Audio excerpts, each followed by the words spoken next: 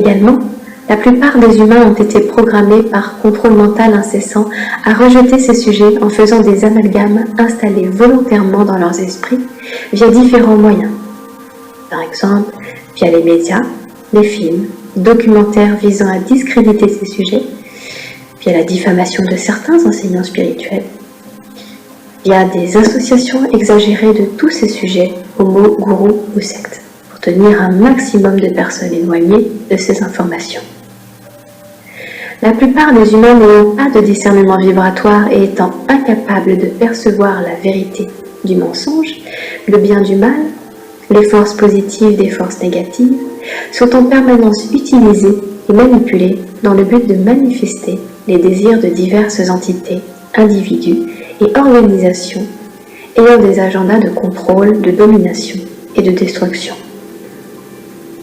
Tant que l'humain ne connaîtra pas son pouvoir créateur, il sera maintenu docile et esclave et continuera de penser que la vie n'est qu'une question de chance, de malchance et de hasard, et que nous n'avons absolument aucune capacité à modifier la réalité. Ce que les pouvoirs en place désirent bien évidemment entretenir le plus longtemps possible dans les esprits de ceux qu'ils souhaitent maintenir sous contrôle, car la connaissance libère. Quand on dit qu'un pays est surendetté, sur c'est qu'on est au-dessus de la norme, c'est qu'il y a une norme. Or, il existe pour les pays de la CEMA, la norme c'est par rapport à ce qu'on gagne, le revenu national. C'est 70% du revenu national. Si vous allez à la banque, c'est 30%. Maintenant, un État, c'est 70%. Or, on n'a pas trouvé, le Gabon n'était pas surendetté du temps d'Ali Bongo. Je m'inscris en faux. En 2022, on était à 52% du PIB. 52. En 2021, on approchait effectivement les 70%. Et le Fonds monétaire a attiré l'attention. Ali Bongo s'est rétracté. Et on est revenu en 2022 à 52%. En 2023, nous étions à 53%. Voilà ce que le putschiste en chef a trouvé. En moins de 2 ans, on est passé de 54%. On était dans la norme. À 71% en 2024, à 73% en 2025 et c'est projeté à 78% en 2026. Voilà. Donc quand ils disent que la dette date d'Ali Bongo, c'est un mensonge. C'est un gros mensonge. Sur ce point-là, Ali Bongo a laissé un pays qui était dans les normes. Voilà. Donc, maintenant, quand ils sont arrivés, ils ont commencé par vouloir faire leur publicité. Il fallait mettre de l'argent partout, soudoyer X, soudoyer Y. Ils ont commencé, ils ont continué en faisant leur propagande pour qui coûtait de l'argent. Et ils étaient obligés d'emprunter. Alors, je dirais autre chose, c'est que généralement, le problème de la dette, quand les Africains qui disent que oui, le problème de la dette, non, ce n'est pas juste. Non, non, le Gabon n'était pas surendetté. C'est le putschiste en chef et sa bande qui nous ont surendettés. Il faut être clair là-dessus. C'est eux. Le Gabon n'avait pas de problème. Et un pays comme le Gabon, on avait à l'époque la possibilité d'avoir un ajustement interne sans recourir au Fonds monétaire international. Mais ils ont tellement endetté le pays qu'on ne peut faire autrement que recourir au Fonds monétaire international. Voilà la vraie situation. Et ça, on ne peut pas dire que c'est le pouvoir passé, c'est faux. Toutes les lois de finances, nous les avons tous. C'est un document officiel.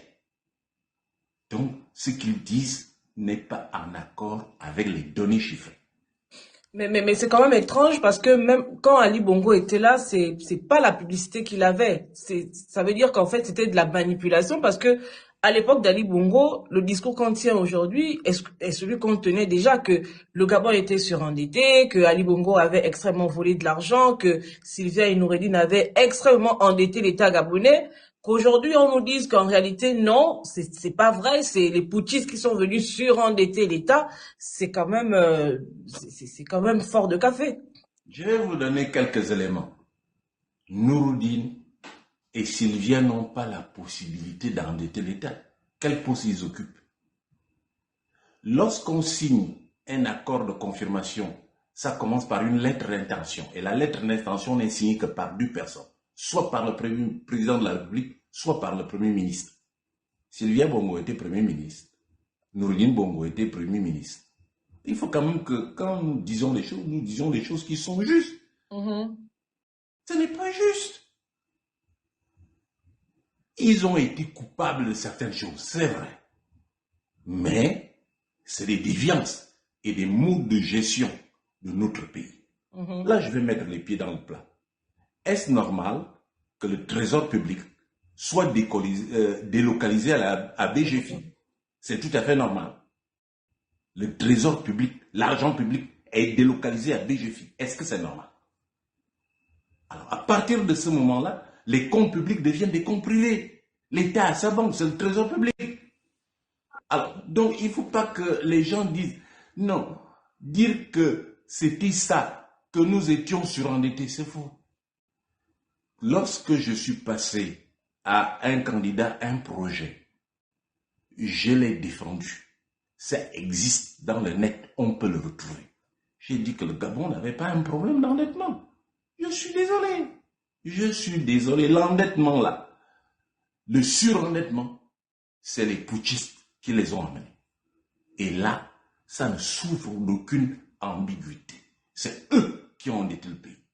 Deuxièmement, il y a des manières d'endetter un pays, ou il y a les manières d'endetter un individu. Lorsque, dans le temps, je donne un exemple pour que les gens me comprennent, on voulait construire une maison ou on voulait avoir un crédit de consommation. On avait le choix entre les banques comme l'UGB, comme BICI, ou on avait la BGD. On préférait la BGD parce que la BGD avait des taux d'intérêt qui étaient plus faibles, parce que c'était la banque de l'État. L'État était actionnaire. Et on préférait effectivement la BGD. C'est ainsi que, normalement, un pays qui a des problèmes s'adresse effectivement au Fonds monétaire international, à la limite à la Banque mondiale, à la BAD. Mais, généralement, où est-ce qu'il nous a emmenés? C'est comme des gens qui nous amèneraient à nous endetter, non auprès des banques, mais aller carrément à Montboué, où on a des taux d'intérêt prohibitifs. C'est ça qu'on nous a amené. C'est ça que nous a amené au Yima, avec le ministère des Finances. C'est ça qui nous a amené. Et on s'est endetté à des taux prohibitifs, au point qu'il nous faut rembourser. Aujourd'hui, nous avons des problèmes. La principale ressource, c'est le pétrole. On va acheter à ça. On dit qu'on a acheté à ça, mais avec quel argent on pourrait acheter à ça? Gunvor, société suisse, va prendre les capitaux russes, prêter et emprunter les capitaux, emprunter les ressources russes et nous prête de l'argent. Il nous le faut rembourser. Ce qui fait que le seul contrôle qu'il a, c'est le contrôle des recettes pétrolières. Il en est de même du bon du trésor. Toutes ces opérations ont été montées et ont fait effectivement le bonheur de certaines personnes qui sont connues, qui se sont partagées effectivement les ressources. On les connaît. Alors donc, qu'on ne nous dise pas que oui, c'est Ali. Non, Ali n'a rien à voir avec ça. C'est les putschistes en chef et sa bande qui ont surendetté le Gabon. On est parti d'une dette de 53% du PIB en 2023. On est aujourd'hui à pratiquement 74%. Et à la fin de l'année 2006, on s'est estimé à près de 78%.